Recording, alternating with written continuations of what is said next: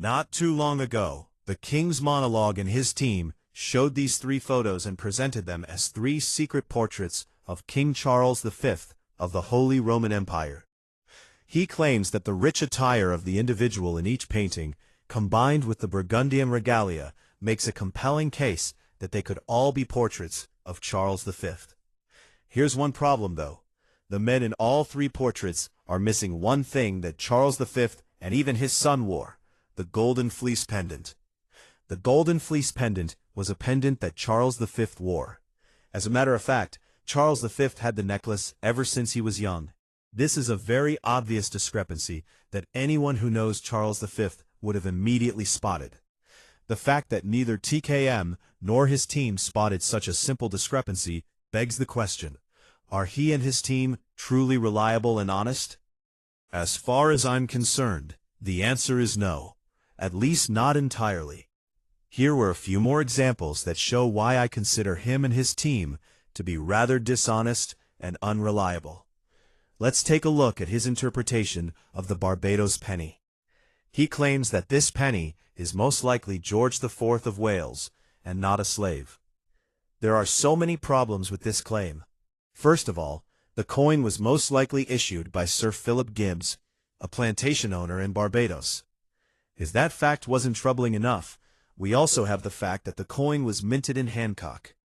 This is troubling because the only places that would have been minting Royal British coins at that time were in the Tower of London and Handsworth. This proves that this coin is nothing more than a privately commissioned token.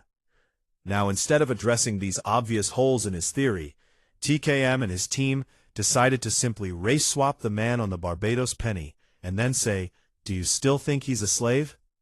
Not to be mean, but that is quite frankly a huge nothing-burger of an argument. If you really want it to be George IV of Wales so badly, then you'll have to address the discrepancies that I just pointed out.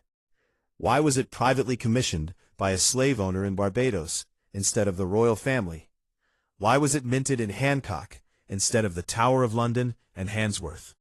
Until you address these problems, your claim that the man on the coin is George IV of Wales is false. And the fact that you didn't bother to check where the coin was minted and who commissioned it is disappointing. Another example would be the article regarding the hair texture of European royals. In that article, someone on his website claimed that the upright hair of European royals proves that the hair is afro-textured, which means that he thinks their hair is either tightly curled or woolly hair. He then refers to European hair as straight to loosely wavy. Hey buddy, referring to European hair as being strictly straight to loosely wavy is the most insanely dishonest statement I've ever heard. There are many examples of Europeans with extremely wavy to curly hair. He used many photo examples, and these 2 were by far the most hilarious. This photo of Charlotte Duritz literally shows her wavy hair drooping down her neck all the way to her back, which debunks the idea that her hair was woolly. And this photo that implies that the man on the left is the real George III of Wales because of the black object behind his head is even more hilarious. That black thing behind his head is not evidence of a poor attempt at whitewashing. It's literally just a hair tie. You can see it in practically every depiction of George III of Wales's side profile. How the heck could you have missed this? In conclusion, the fact that both you and your team ignored so many obvious things that would only require a few seconds of fact-checking to notice shows that you and your team are respectfully either careless or just fraudulent.